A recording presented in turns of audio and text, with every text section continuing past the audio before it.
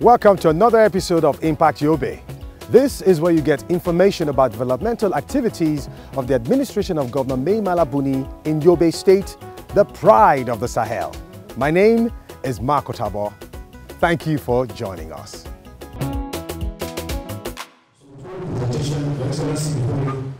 The Yobe State government has organized a two-day intensive workshop for state and local government information officers across the 17 local government areas of Yobe State.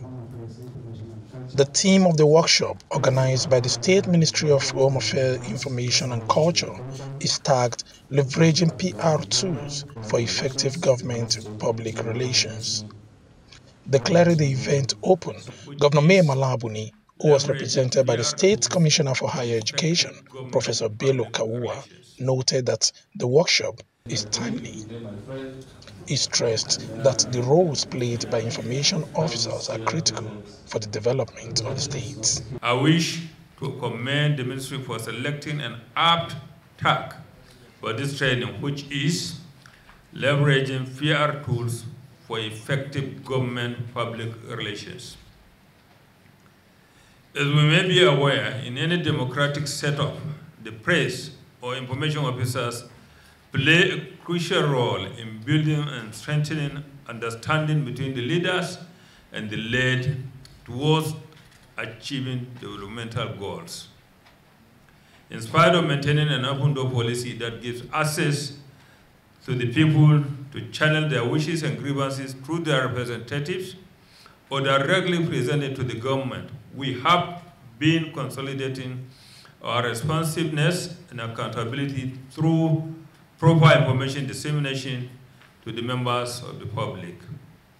Our focus is now to maintain the existing and good rapport between the government and the people in the implementation of our policies and programs in accordance with the yearnings and aspirations of the state citizenry. No doubt, at this material time, the government needs an efficient and effective structure that is patriotic, dynamic, and dedicated to its responsibilities to sustain the confidence of people in it. Governor Buni appealed to the participants to pay attention to the facilitator for maximum benefits. In the light of the foregoing, I would like to appeal to the resource persons to make widely and deeply researched papers suitable for this training and provide good answers to questions that may come up at the end of each expected good presentation. Similarly, I wish to enjoin all participants to this training to pay rapt attention to all the presentations to be made and contribute meaningfully to the ensuing roundtable group discussions. It is our hope that at the end of this training, participants will be more equipped with new ideas of effective information dissemination skills. They should utilize the opportunities offered by the media, by the social media, to spread government activities to the populace.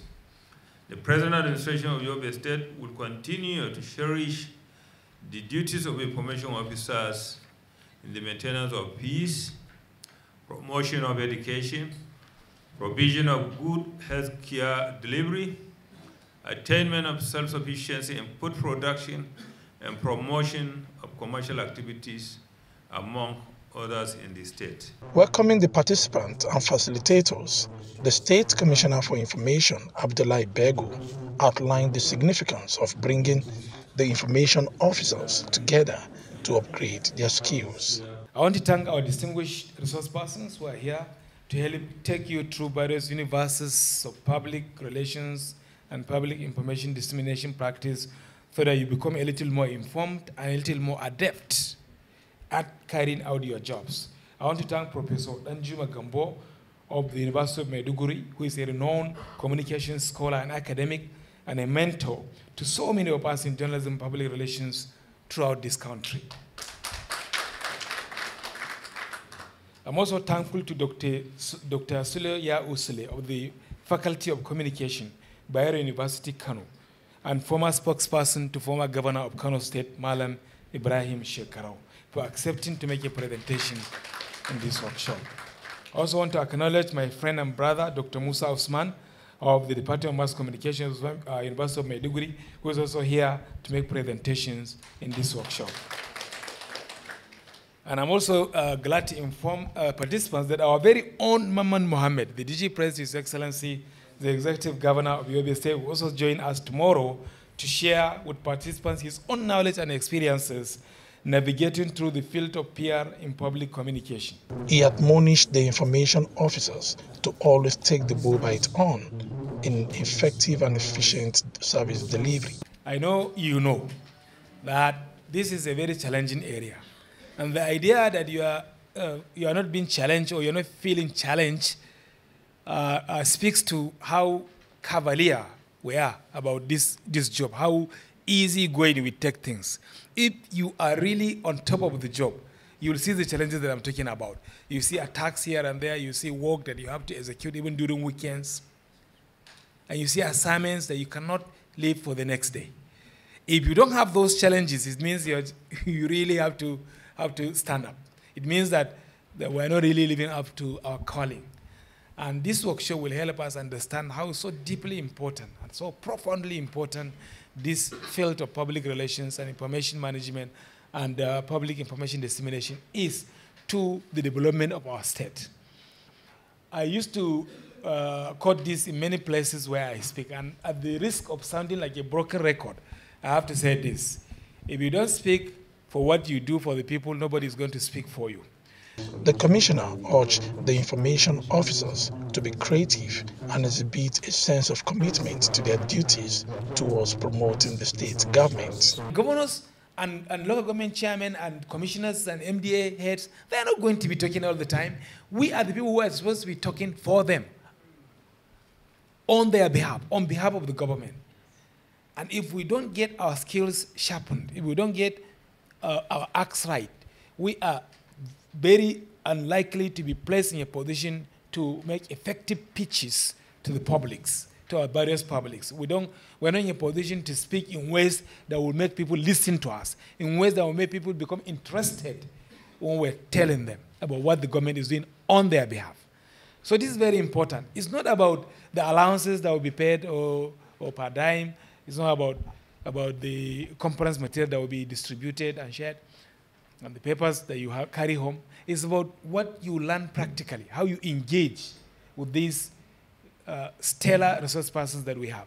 People who are ready, who have left what they are doing because of their support for us in the state to come and join us, share their experiences and knowledge about this very important field. And lastly, I want to say that when we talk about PR, and I know they will speak to this very, very well during the course of this workshop. When we speak about PR, we're not speaking about propaganda. We're not talking about propaganda. Propaganda is, without being academic, is about saying things that haven't happened. But when you repeat them constantly enough, they become the truth. This is not what we're talking about. We're talking about things that have actually happened, that people need to know. Speaking with Impact Yobe crew after the event, a renowned communications consultant, Professor Danjo Magambo, commended the workshop. The people need information to take the right decisions, to understand government, to take the right decisions about government. And the government needs to give information to the people as its own social responsibility. Because the people, having elected a government, are entitled to information about what the government is doing. And it has been observed that over time, some information officers did not seem to be doing what they were expected to do. And because of the dynamic nature of information management in today's world, in terms of the skills required, the tools required, the attitude required, and so on and so on. So we are here to look at these issues, knowledge, skills, capacity, the tools they are using, and so on. And so that at the end of the day, we expect that when they leave this place, there will be a continuation from where we stop. Some of the participants shared their experience with Impact Yobe. The essence is all about capacity building, and we felt it's necessary that for us to succeed or for the state to be properly informed. To commend the effort of Yobe State government through the Ministry of Home Affairs, Information and Culture for organizing this very important workshop for we, the government information officers here in Yobe State. Honestly speaking, this is unprecedented. I've learned a lot of things. I've learned new techniques of public relations as a public relations practitioner here in Yobe State, working for Yobe State government. We've learned modern ways of journalism, because PR, as a government public information officer, you have to combine the two. You're also a newsman, you're also a public relations officer, because you are part of the news gathering system and chain. So it's very interesting, and we really appreciate what the government is doing to us, and we assure everyone, especially the government, that inshallah we are going to put into practice what we have learned for the past 2 days. As part of measures to mitigate flooding and formulate strategies to tackle impacts, the Yobe State government has trained emergency responders and key partners on how to mitigate floods in their communities. The State Emergency Management Agency, SEMA, and Agro-Climatic Resilience in Semi-Arid Landscape, ACReSAL, are the two frontline facilitators of the event, aimed at bringing attention to the 11 identified areas prone to flood this year. Speaking with journalists during the event, the project coordinator of ACReSAL shares more light on the event. It wasn't a new one. We did the same last year. The aspect of the ACReSAL, we work in collaboration with MDS, which have direct bearing with our activities. SEMA happened to be one of those which is distinguished itself in terms of community engagement and community enlightenment, especially in terms of flood. The NIMET and NIASA actually find that last year there is going to be a flood in some areas, and we collaborated with them. They went around the whole state. Our stakeholders were invited, and God Almighty saved us from the flood. In the same vein this year, there are actually predictions that about 11 local governments are going to be affected, and they did not hesitate. They wrote to us for a support, which we actually extended the matter to the above, and approval was given. It talks more on his expectations from the participants. The most important thing is the do and don'ts. From the resource person from University of Maiduguri, Dr. Professor Ngamdu. Professor Ngamdu said that he gave an instance of one location, even by the name, Njiwaji. Njiwaji, meaning that place is a front place to flood. So by the time that you went there and then build structures, you are on your own. So people should be wary in actually erecting structures where water used to flow. And then people should be wary also in putting the refuse or actually dumping mess into the gutters constructed by government. People should also not relent in actually helping the government in clearing these refugees. They should not actually leave the aspect of the flood control to only the government. The Director of Rescue at SEMA takes participants through plans put in place to tackle flood in the state this year. After the release of the NIMET seasonal climate predictions and the NISA annual flood outlook, we targeted all the 10 LGs that are at the flood risk based on the NIMET prediction and forecasting. We converged for a meeting and to see their local area response and strengths. By March this year, we were in the LGS to look at the communities to see how prepared they are based on their local capacity, local strengths, if there are some weaknesses, if there are some gaps that they need government to come into play. We actually want to admit the fact that when emergency occurs, the communities are the first responders, even before SEMA and NEMA at national level. So we actually, look at those efforts were not officially communicated, were not formally documented. So as part of our emergency preparedness and anticipatory action, one, we look at those resources available at the LGA level. We review the modalities if there are some gaps to see how we can fill in, and also capacity transfer. Today, as you can see, in collaboration with ACReSAL, we brought all the 10 LGS key stakeholders here to review our emergency preparedness and response plan. Some participants say they have learned new ways of mitigating flood at the workshop. From the local government where I come from, it's very local government. There was a lot of serious issues that has affected so many households as a result of heavy downpour. So that has affected so many livelihoods. It has affected so many homes, leaving people homeless. So on sittings like this, stakeholders, experts come together and discuss ways of mitigating the effect of flooding. So the knowledge being shared here and the discussion will help in a very long way in mitigating and reducing the rate of flooding if it may occur in coming years. It's already here in Yobe State. So this workshop training is timely, honestly. So far, we participants have come to know how the flood comes and the right response that we should take. Welcome to another engaging interview segment on Impact Yobe. Today I have with me the project coordinator of Yobe State Agroclimatic Resilience in Semi-Arid Landscape, Honorable Shehu Alhaji Mohammed. Good to have you on the show. Thank you. You're welcome for coming. Alhaji Mohammed, very quickly, can you give us an overview of what ACReSAL is all about? Thank you.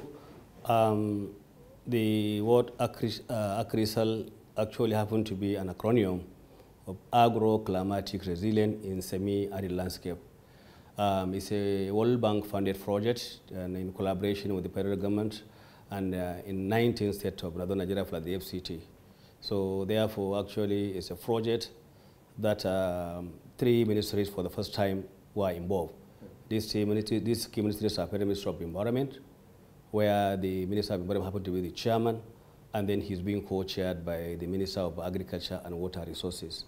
The permanent secretary of these 3 ministries, Environment, Water and Agriculture, happen to serve as the technical chairman and co-chairman at the federal, and the same structure is being done here in Yobe, where we have the same as chairman and co-chairman of the projects. We are having coordinators. We are having national coordinator at the SPMU, at the national FPMU, in the person of Abdul Hamid Omar. And then in the World Bank, they have the leader, which they tag TTL. TTL is tax team leader, where we have Dr. Joy Ayenga Agne, who happen to be the tax team leader of the World Bank. And in the 19 states of Nigeria, plus the FCT in Northern Nigeria, we are having state coordinators like me, and supported by other key officers at what have you. From the way you have explained the qualities of this beautiful site, how does your organization hope to carry the youth along in all of this and give them an insight into the possibility of what is going to be happening in months or years to come? We are also actually having structured at the local government level, where most of them we are having youth. We are having 9-member committee in all the local governments. Here in Yobe, we are having 70 local governments, and in each local government, we are having 9 committee members, including not only youth, but including actually the women folk. And the structure of ACReSAL, our project will actually last for only 6 years. And at the end of the 6 years, who are going to be the custodian of this project, so that actually you can carry on where we stop. So initially in the work plan, we actually integrated the process of handing over the entire activity of ACReSAL to the youth, and this is what the governor has been doing. Okay. His Excellency, also in his government, most of the key positions he handed over them to vibrant youth who have done wonderfully well. So therefore, we're actually doing the same. And ACReSAL also in the PDO and in the FAT and in the PIM, actually we have to carry. In fact, the aspect of women is mandatory. If actually we are going to give an intervention in any community, 40% of the beneficiaries must be at least women. Okay. At least 40% of the beneficiaries are going to be women. And we are actually doing this. Now, can you tell us quickly how ACReSAL has been able to bring unity in Yobe State? Thank you very much. We are having 3 major components. In these 3 major components, One of them is actually has to do with dry land management. And in component A1, the dry land management is just doing directly with aspect of a series of construction, like constructions of mini dam, or even dam in particular, constructions of drainages, control of floods, and what have you. So the devastation of flood in Yobe has actually bring series of hardship. Like last 2 years, we have 3 major roads linking Yobe State. The road from Buniadi down to Damatru was cut off, no communication entirely. And then also because of the extent of flooding and the gully erosion of in the area. Secondly, we also experienced flooding along Jacusko Fortescue Road. The entire road was actually sealed and flooded, no movement. And in the same vein, we experienced last 2 years another flooding, which entirely gave the road leading from Bayamari down to Damatru. So 3 major roads linking to Yobe. In fact, His Excellency has to use chauffeur to visit the sites, telling you how devastating the flooding actually was. And luckily enough, in ACReSAL, we are now trying to control gully erosion across the major sites like Buniadi. As I'm talking to you now, is part of our success stories. Had it been that you were here about two hours ago, you will see expert for CMP, which is catchment management plant in this office, and then you see consultant for ESMP, environmental and social management plant, including RAF. All of them are here, and they're actually putting their head together to see that actually something is done. When they conclude their work, His Excellency is going to sign a contract for the control of this gully erosion in Buniadi, which devastated the area, and at the metropolis here. In Damatru, I think it's about 12-kilometer gully erosion program. Every rainy season, the people of Damatru, when it rains, many people are actually peeling the fan and the impact of the flood. Some will actually stay awake till the daybreak. But for the first time through ACReSAL, holistically, we're trying to actually address the aspect of flooding in Damatru. And not only arresting or abating the flooding aspect, at the end of our exercise, the water is being channeled to a depression, and then it will be utilized for irrigation farming. Because hitherto, the water flows up to Sasawa. From Sumsumwa to Sasawa is actually a journey of about 50 kilometers. So the water flows to the gallows without being utilized.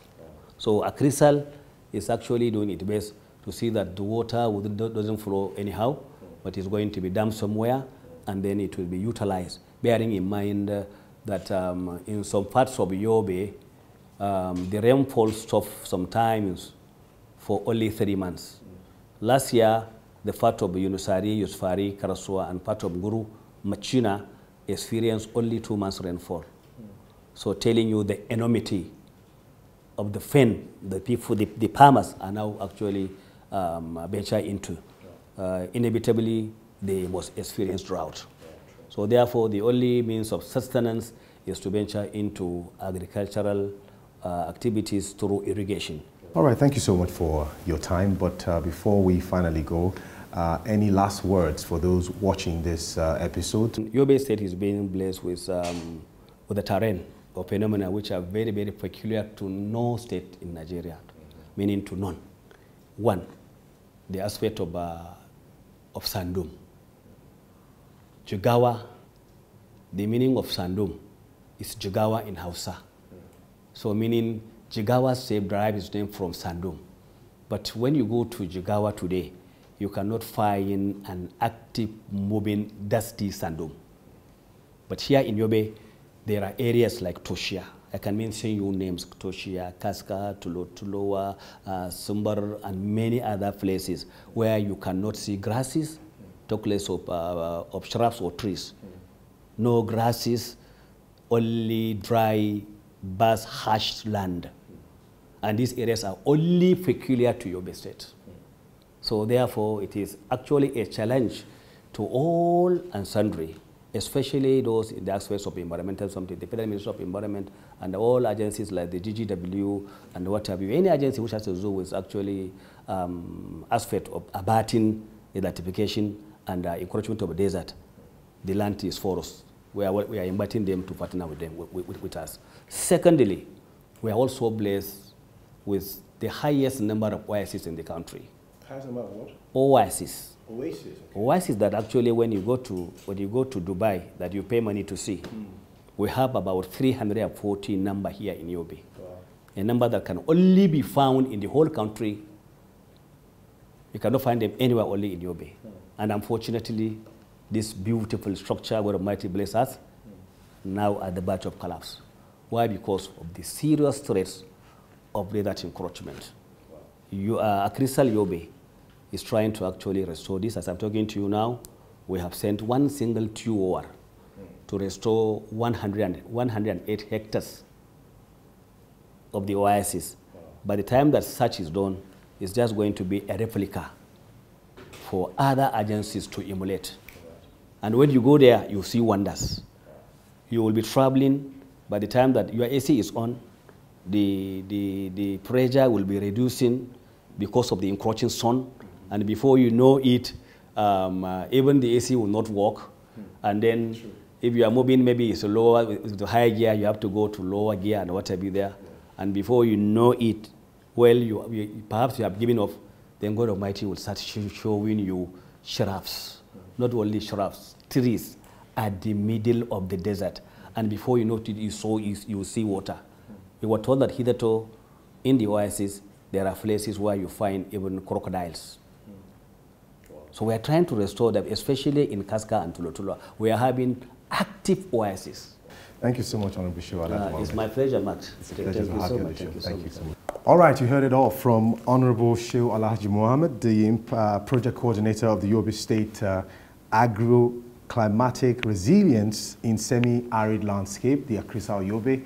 You heard about the fact that they are ready to revive the 340 oases present in the state and not leaving out the commitment of His Excellency Mai Mala Buni on his resolve to bring about that loan project that would turn things around for good for the people.